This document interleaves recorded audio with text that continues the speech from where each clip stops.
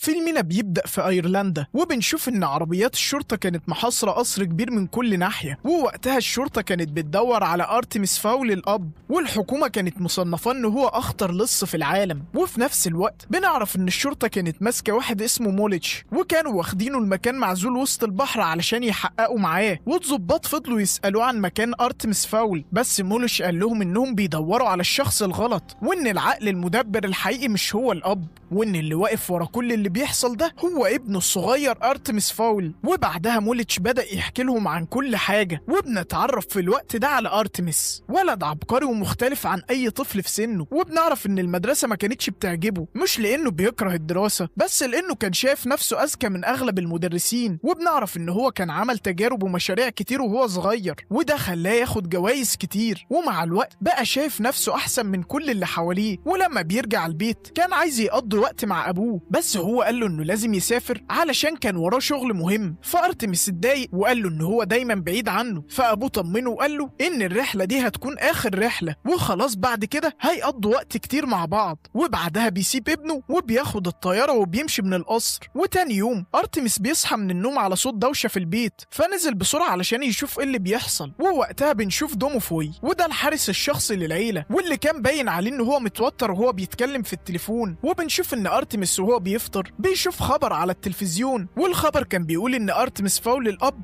ده مش راجل عادي، ده هو أكبر حرامي كنوز وآثار نادرة في العالم كله، وإن هو اختفى بشكل غامض، وده بعد ما لقوا اليخت الخاص بيه موجود وسط البحر وما فيهوش حد. فأرتمس اتصدم من اللي هو شايفه، وكان بيحاول يعرف إيه اللي حصل. وفي اللحظة دي التليفون بتاع القصر بيرن، ووقتها أرتمس بيرد على التليفون وبيسمع صوت شخص غامض، وقال له إن هو اللي خطف أبوه، وإن هو لو عايز يشوفه تاني لازم يرجع حاجة اسمها أكولوس. فأرتمس سأله يعني إيه أكولوس ده، بس الراجل ده بيرفض يقول له أي حاجة، وقال له إن ذكائه كفاية علشان يقدر يعرف الإجابة بنفسه. وبعدها بيقفل المكالمة. وبعد المكالمة دي أرتمس بيسأل دوموفوي عن معنى أكولوس، بس الحارس ما كانش عارف يرد عليه بإيه. ووقتها بياخدوا المكان سري تحت القصر، وهناك بيفتح ممر سري وبينزلوا بعدها للبدروم. ووقتها دوموفوي قال له إن ده المقر السري بتاع أبوه، وإن المكان ده فيه أسرار وحاجات العيلة بتاعته جمعتها على مدار أجيال. فأرتمس وقتها بدأ يدور على أي حاجة توصله لأكولوس، ووقتها بيفتكر إن أبوه كان دايما بيقول قصيدة معينة قبل النوم، فبدأ إن هو يستخدم كلمات القصيدة دي علشان يقدر يفتح الأقفال السرية. وفي النهاية أرتمس بيقدر يلاقي دفتر مذكرات غامض،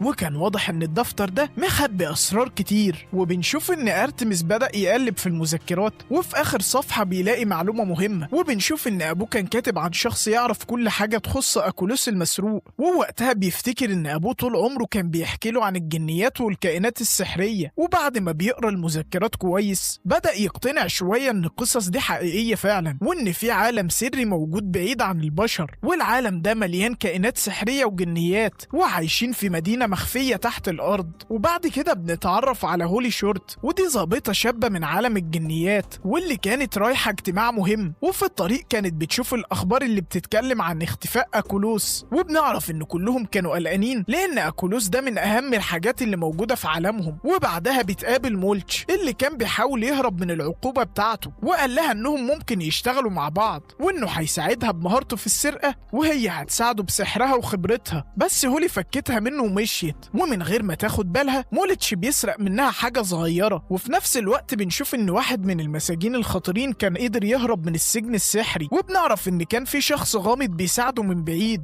وبنعرف كمان إن الشخص ده هو نفسه اللي خطف أبو أرتمس. ووقتها قال للمسجون ده إنه هو لازم ينفذ أوامره، لأنه عايز حد يقدر يتسلل لعالم الجنيات علشان يقدر يساعده يوصل لأكولوس. وبعدها هولي بتوصل للاجتماع وبتقابل القائدة روت اللي كانت بتقول لكل القوات إنهم لازم يلاقوا أكولوس في أسرع وقت، واديتهم كمان أوامر وقالت لهم إن عالم الجنيات لازم يفضل سر بعيد عن البشر، وأي حد هيكسر القاعدة دي هيتعاقب. وبعد ما الاجتماع بيخلص هولي بتروح تتكلم مع القائدة روت، وقالت لها إنها عندها معلومات جديدة عن مكان أبوها الضايع، بس روت ما كانتش مركزة معاها، وقالت لها إن أهم حاجة دلوقتي هم إنهم يرجعوا أكولوس. وبعد كده بنروح لدوموفوي اللي كان بيطلب المساعدة من بنت أخته جولييت، لأنها كانت شاطرة في تتبع الأشخاص وبتقدر تجمع المعلومات. ولما بنروح لأرتمس بنلاقيه كان لسه بيدور على أي خيط يوصله لأبوه، ووقتها جولييت حاولت تقنعه إن هو يرتاح شوية، بس هو كان رافض، وقال لها ان هو بدأ يفهم الطريق اللي ممكن يوصله لأبوه، واكتشف ان الحل الوحيد هو انه يتواصل مع الجنيات، وكان عارف ان المهمة دي شبه مستحيلة لان عالمهم مخفي عن الكل، وصعب جدا ان الجنيات دول يساعدوا البشر. وفي نفس الوقت بيوصل بلاغ لعالم الجنيات عن هروب السجين، ولان اغلب القوات كانت مشغولة بمهمة أكولوس، وقتها هولي اللي اتكلفت بالمهمة دي وكانت فرحانة جدا لانها هتطلع في عملية ميدانية. ووقتها القائد روت شرح لها تفاصيل المهمة، وبعدها هولي راحت ناحية مدينة صغيرة في أوروبا، وبنشوف هناك كان في مخلوق كبير مرعب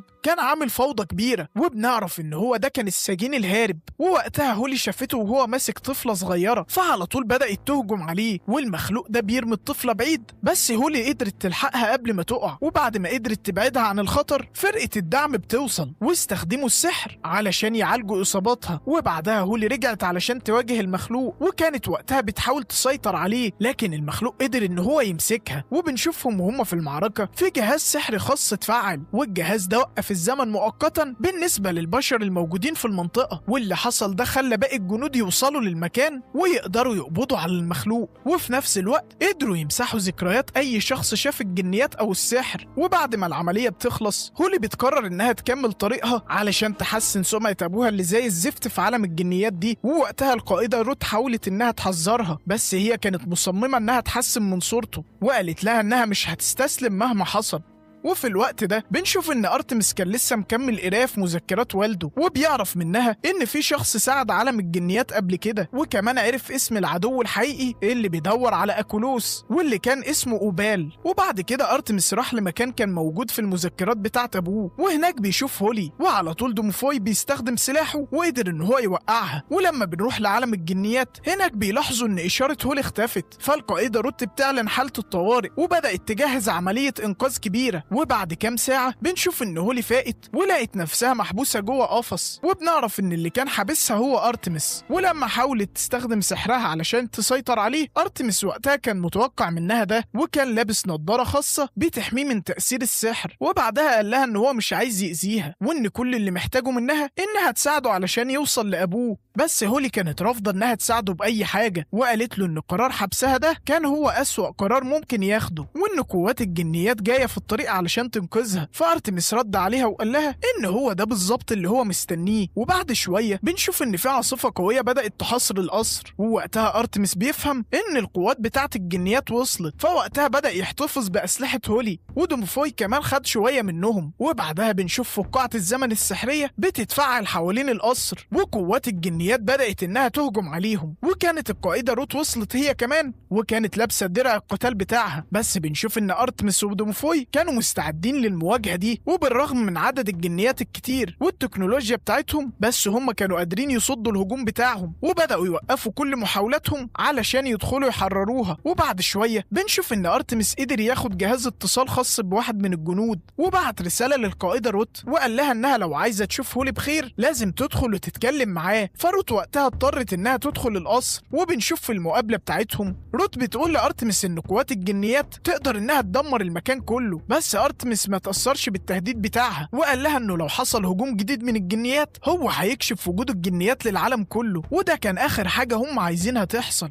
وبعدها بدأ يقول لها على شرطه علشان يسيب هولي تطلع، وقال لها ان هو محتاج أكولوس مقابل ان هو هيفرج عن هولي. بس روت رفضت الطلب بتاعه ده، فارتمس اداها مهلة صغيرة يمكن تغير فيها رأيها، والوضع في الوقت ده بقى معقد جدا. وعشان كده روت بتقرر تستخدم ورقتها الأخيرة، وأمرت جنودها انهم يفرجوا عن مولتش من السجن. ووقتها بتعرض عليه صفقة، وقالت له انه لو ساعدهم يدخلوا القصر وينقذوا هولي هي هتخفف العقوبة بتاعته. فمولتش شاف ان العرض ده مناسب ليه وعلى طول وافق عليه. وفي نفس الوقت بنشوف ان ارتمس بيقول لهولي عن كل اللي عرفه عن اختفاء والده، وهولي وقتها كانت متعاطفة معاه لان ابوها هو كمان كان اتعرض للظلم واتهموه بالخيانة زمان. ومن هنا هي بدأت تثق فيه شوية، وبنشوف ان ارتمس هو كمان بدأ ان هو يثق فيها. ووقتها بيخلع النضارة بتاعته اللي كانت بتحميه من سحرها، وبعدها قال لها ان المذكرات بتاعت ابوه كان فيها اسم حارس اكولوس واللي كان اسمه بيتش وود. ولما هولي سمعت الاسم ده وقتها اتصدمت لان ده كان اسم ابوها، فقالت لارتمس ان ابوها كان هو اللي مسؤول عن حماية اكولوس، وانه لما اكتشف خطورته قرر ان هو يخفيه بعيد عن الكل، ومن يومها الناس معتبرينه خاين. وارتمس لما سمع الكلام ده بدأ يعيد تفكيره في كل حاجة بتحصل. وبعد شوية بنشوف جولييت بتلاحظ مركبة غريبة بتقرب من المنطقة بتاعتهم، فعلى طول بدأت انها تبلغ ارتمس باللي هي شايفاه. وبنشوف في الوقت ده ان موليتش كان بدأ يقرب من القصر وبدأ ان هو ينفذ مهمته، وبنعرف ان هو كان عنده قدرة غريبة بتخليه يقدر يحفر انفاق بسرعة كبيرة، وفي وقت قصير قدر ان هو يدخل للقصر من تحت الارض. وبنعرف ان دومفوي كان عارف بوجوده، وعلى طول هو كمان بلغ ارتمس. وارتمس وقتها فهم ان قوات الجنيات هي اللي بعتاه علشان ينقذ هولي، لكن قبل ما ينفذ مهمته موليتش بدأ يدور على اي حاجة غالية علشان يسرقها، لان السرقة دي كانت بالنسبة له عادة صعبة ان هو يتخلى عنها. وبنشوفه وهو بيدور جوه القصر بيكتشف غرفة سرية مخفية بين الممرات، وفي الوقت ده ارتمس طلب من دومفوي ان هو يفتح الغرفة السرية، وقال له ان اي حاجة موجودة جواها ممكن تساعدهم. وبعدين بص لهولي وقال لها انهم لو اشتغلوا مع بعض ممكن يعرفوا الحقيقة اللي حصلت لابوها وابوه. وفي نفس الوقت بنشوف ان موليتش كان قدر يفتح الباب الرئيسي للغرفة السرية واستخدم قدراته الخاصة علشان يقدر يعدي من أنظمة الحماية. وأول ما دخل هناك لقى الحاجة اللي كلهم بيدوروا عليها وهو أكولس. وبعدها بشوية أرتمس وهولي بيوصلوا للمكان، ووقتها هولي بتحذره وقالت له إن أكولس مش مجرد قطعة عادية، وإنه لو استخدمه من غير ما يعرف ده ممكن يقتله. وقبل ما يعرف تفاصيل أكتر موليتش بيقول للقيادة بتاعته إن هو لقى أكولس، والمعلومة دي هي كمان بتوصل لأوبال اللي على طول بيبعت العميل بتاعه براير علشان يروح لهناك هو كمان. وفي نفس الوقت بتوصل أخبار مش كويسة لقوات الجنيات، وهي إن فقاعة الزمن اللي كانت محاصرة القصر بدأ يحصل فيها خلل. ووقتها براير بيستغل الفوضى دي وحاول إن هو يسيطر على القيادة، وأعلن إن في قيادة جديدة لعالم الجنيات وإن هو اللي هيتولى الأمور بتاعتهم. والقائدة روت كانت رافضة الكلام ده وبدأت إنها تواجهه، بس براير كان مجهز خطته وجاهز لكل حاجة، وقال إن الوقت خلاص بتاع الحلول العادية انتهى. ووقتها بيظهر في السماء مركب ضخم تابع للجنيات واللي كان معاه وحش مرعب،